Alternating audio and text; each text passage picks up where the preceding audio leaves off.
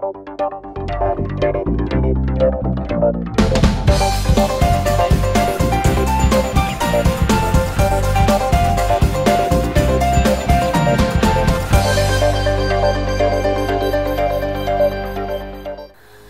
башта программасының бұл жұмадағы чыгарылышы кайрадан эфирде. Саламатсыздарбы?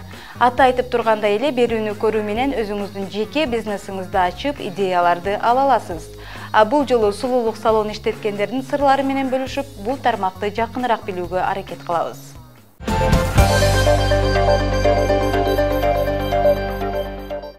Көпчүлүгүнө сулуулук салонун иштетүү жөнөкөй жана жеңил көрүнөт. Бирок бул сыймыктуу аталышты алып жүрүү оңой эмес. Чындыгында аталган бизнес популярдуу, анан кирешелүү экени баарыбызга маалым. Сулуулук салондорунда бир эле чач тарач кызмат эмес, түрдүү косметолог адистери, бет ажарлоочулар жана башкалар кызмат көрсөтүшөт. Мындай ишкерликти ачуу оңой болгону менен андан ары өрчүтүп, бийиктикте кармап туруу татаал. Адистердин айтымында сулуулук салондоруна дайыма суроо талап көп. Жада калса кризиске да моюн сунбайт. Анткени көпчүлүгү капчык жукарса да сулуу болуп жүрүүнү самашат экен. Профессионалдуу салондор алар деген өзүнчө бир отдельный помещение алып, ремонт кылып, атын коюп, ошол жака 1-2 эмес, бир 10 чакты, 15 чакты адам алып, мындай комплекстүү кызмат көрсөтүшөт да. Барсаңыз, ал жерде парикмахерский дагы бар, визажисттер бар, маникюр, педикюр, жана ар нерсе жасай турган мастерлер бар да. Ошон үчүн ал мындай салон түрү кымбатыраак. Ага действительно көбүрөөк акча керек. Кээ бир мастерлер, кээ бир усталар болсо өзүнүн үйүндө эле иштейт. Бул бизнестин экинчи түрүнө кирет. Мисалы үчүн өзүнүн үйүндө эле бир комнатасында керектүү нерселерди жасап туруп, бирок алар бир гана кызмат көрсөтө алат да. Мисалы үчүн парикмахер болсо, парикмахер ишин кылат. Визажист болсо, ал жөн гана бет боёйт. Баягындай наращивание ресниц болсо, ошону гана жасай алат да. Бул салондон айырмаланып комплекстүү эмес. Бирок алардын акчасы арзаныраак болот. Себеби дегенде патентке акча төлөбөйсүз, себеби салонго процент бербейсиз, рекламага акча кетирбейсиз. Башкача айтканда, сизди билген адамдар үйгө келе беришет. Ошондуктан азыр көп мастерлер бир күчтүү мастерлер 1-2 айлык курстарды бүтүп алып, келип биринчи салонго киришет ишке. Салондо жарым жыл, 1 жыл иштеп туруп, баягы клиентура деп коет го, өзүнүн клиенттерин наработать этип алгандан кийин бир 30-35 адам жетиштүү да. Постоянно 30-35, 50 адамга чейин клиентиңиз болсо, кийин уже үйүңүзгө чыгып кетсеңиз болот. Ошол эле клиенттер телефон менен чалып үйүңүзгө келе берет. Эгерде сиз экинчи жагы болсо, эми башталып атсаңыз, бул бизнеске эми кирип атсаңыз, сөзсүз бир сертификат менен же эрки сертификат менен салонго эле кирип алганыңыз оң. Себеби дегенде салондо сөзсүз клиенттер болот. Салондо сиз өзүңүздү реклама кылбайсыз, салон өзү реклама кылат, клиенттер келе берет. Анан кийин ал жерде эми комплексный услуга көрсөтүп аткандан кийин сөзсүз сизге дагы клиенттер келет да. Ошон үчүн албетте жеке салон ачыш бул өтө кымбат. Мен орто эсеп менен бир 20 000, 25 000 доллардын тегерегинде деп эсептейм. Эгерде жеке кабинет ачсаңыз, бул 20-25 000 сомдон эле баштаса болот. Эми бул бизнестин тарыхына токтолчу болсок, сулуулук салон, деги эле сулуулукка кам көрүү алгач Египетте пайда болгон. Эмнегедир айымдар өздөрүнө эмес мырзалардын чачын кыркып, тырмагын алып, алардын келбетине кам көрүшчү экен. Ал мезгилде азыркыдай салондор болгон эмес, үйлөрүнө барып кызмат көрсөтүшчү. 19-кылымдын аягында биринчи жолу сулуулук салон ачылган. Негиздөөчүсү көпчүлүккө таанымал Рубинштейн брендинин апасы аталган Еленага таандык. Ал өзүнүн келбетине кам көрбөй жүргөндөрдү көрүп, алардын жүзүндөгү так, бырыштарды кетирүүнү биринчи максат кылган. Ошентип болтуруп сулуулук индустриясы тереңдеп жайыла баштаган.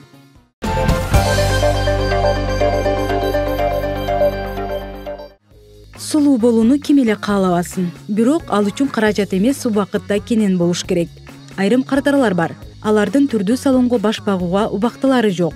Ошондуктан салон ачаарда керектүү кызматтардын баарын бир жерге жайгаштырууга аракет жасаңыз. Мисалы маникюр жасоо, чач кыркоо, бет тазалоо, косметология сыяктууларды. Анткени кардар издеп келген кызматтар мына ушулар. Мындай кадам менен биринчиден бизнесиңизди өрчүтүп, туруктуу кардарларды табасыз. Экинчи тараптан алардын убактысында үнөмдөгөн болосуз.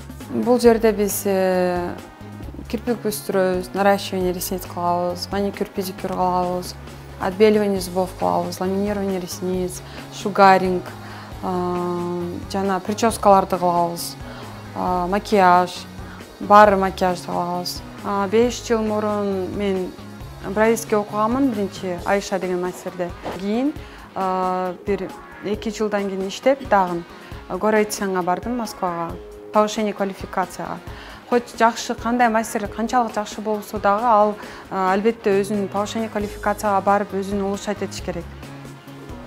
Канчалык 20 стажы болобу, 30 жылдык стажы болобу, албетте ар жылы новинка нерселер пайда болот. Макияжда көп нерсе өзгөрүп турат да. Мисалы чач жасалган алалы. Салондор бирдей кызмат көрсөткөнү менен баада айырмачылык болот. Себеби салондун тейлөөсүнүн кымбат же арзандыгы алар отурган имараттын ижара акысына да көз каранды болушу мүмкүн. Ачылганына 2 ай болду. Андан мурун 2 ай мурун ремонтту баштаганбыз. Бардык нерседе ата-энем жардам берди. Өтө кыйын экен, документация кылыш дагы кыйын. Лицензия алыш үчүн дагы бул өзүнчө тоже какой-то затрудненный нерсе экен. Дизайн мен Горецянга баргам, Горецянда көргөмүн. Андан кийин көп мамлекеттерге барганда визажный студияларга барчумун. Ошол жерде көрүп, кийин андагы ата-энем менен советтешип бирге жасадык. Сулуулук салонун ачкан соң кызматкерлерге да, кардараларга да ыңгайлуу шарт жаратуу башка орунда. Бул бизнесте атаандаштыкка бай ишкерликтин бири болгондуктан алдыга сурулуп чыгуу кыйын. Эл көзүнө тезирээк көрүнүү үчүн тейлөөнү жакшыртуу зарыл. Мисалы, тажрыйбалуу кызматкерлер, кардарга болгон мамиле жана албетте аларга жаратылган салондун ички ыңгайлуу атмосферасы. Жумушту баштап жатканда сөзсүз тажрыйбалуу адистерди ишке чакырып, кардар топтоо зарыл. Анан ал жумушчу менен келишим түзгөндө күнүнө тапкан каражаттын көбүрөөк бөлүгүн ага берүү керек. Бул өз кезегинде кардараларды көбөйтөт. Команда топтогондо албетте кичине кыйналганмын. Бирок өзүмүн андан ачыштын мурунда өзү командам топтоп баштагам. Ачкандан кийин 2-3 адам болгон командамда. Азыр болсо командам толуктап жатам. Негизи өзү жакшы мастерлер болсо алам. Бир неделе, бир апта практика кылып көрсөтөт өзүнүн ишин. Аны жакса калтырам, жакпаса кетет. Эгер сиз ачкан сулуулук салон чоң имараттын ичинде жайгашса, башка кызматтарды да кошуп алсаңыз болчудай. Мисалы, бөлмөнүн четине түрдүү косметика каражаттарын, аксессуар, атыр упаларды сатыкка коюп койсоңуз да болот. Анткени кардарга керектүү нерсе болсо, ал сөзсүз баш багат жана сизге кошумча каражат алып келет.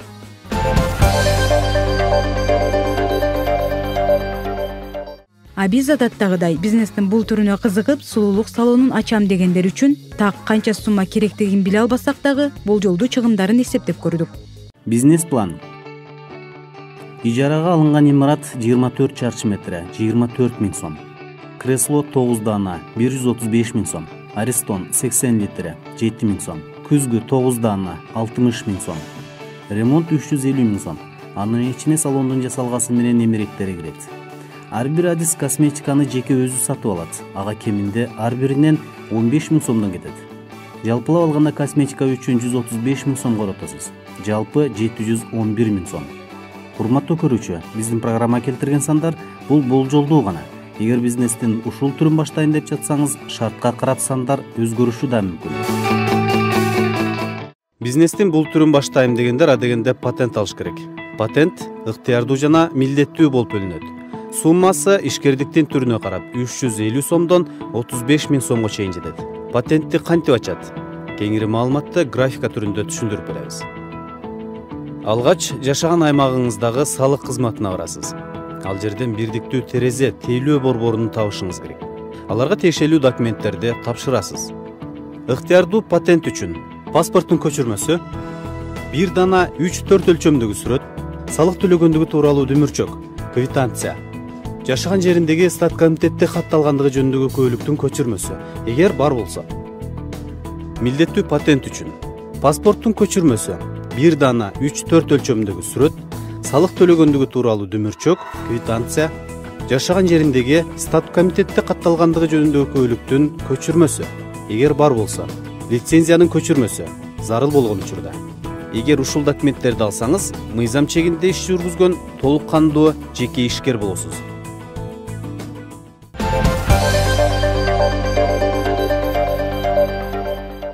Сулуулук салону дегенде биз бир гана салон ичинде кызмат көрсөткөндөрдү эле элестетпешибиз керек.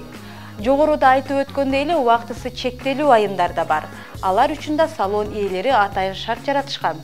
Кээ бир сулуулук адистери атайын чакыруу менен кардардын үйүнө барып кызмат көрсөтсө, биз бул жолу тескерисинче кардарларды өз үйүнө чакырган сулуулук адисинин иш учуруна күбө болуп келдик.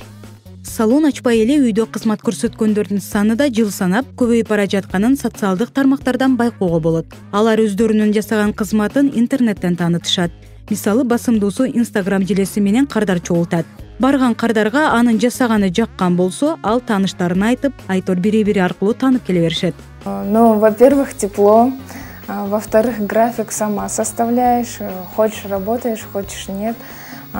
Потом не надо. Үйдө иштегенден жакшы жагы биринчиден жылуу, иштөө убактысын өзүң каалагандай түзөсүң. Таң эрте туруп алып жумушка жөнөбөйсүң. Жакындарыңа убакыт ажыратууга мүмкүнчүлүк болот.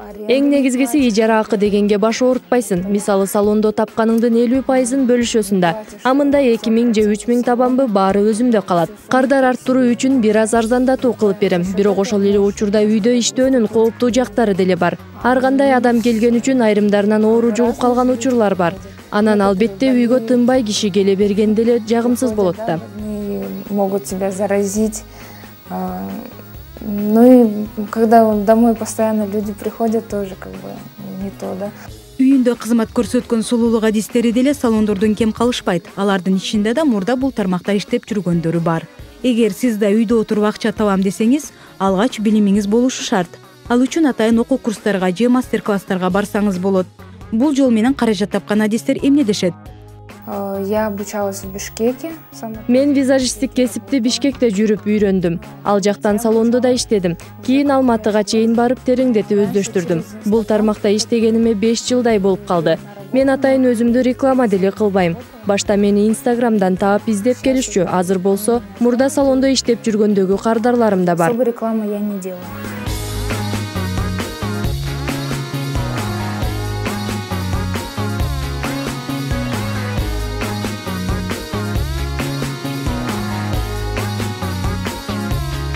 Макияж я делаю от 1000 и выше. Макияжды түрүнө карап 1000 сомдон жогору жасайм. Кирпик өстүрүү 1500 нары. Ал эми татуажды 4000-4500 чейин жасап берем. Күнүнө 2-3 кардар келет. Жок эле дегенде 2000-3000 сом табам. Сапаттуу косметика колдонсоң бара-бара ал өзүн актайт. Аны менен калгандарын акырындап толуктап аласың. 2-3 тысячи. Ну так, в среднем.